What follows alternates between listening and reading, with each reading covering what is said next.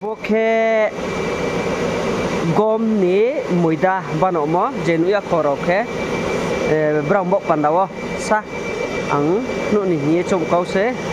boke muida se bano pai mo boke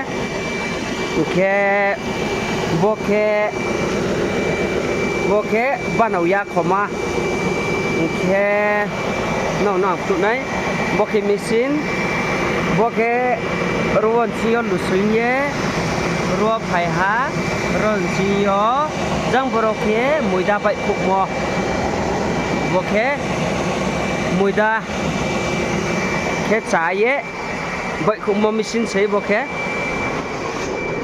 bo bung ke phe to jenu ya khorau no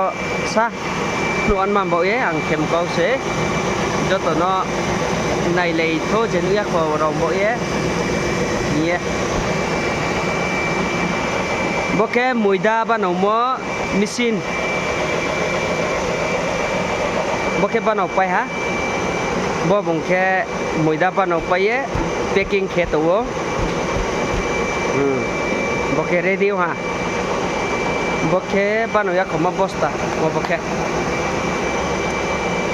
bet cha mesin kam se chu mo manei se wodrok ke khak cha ha joto no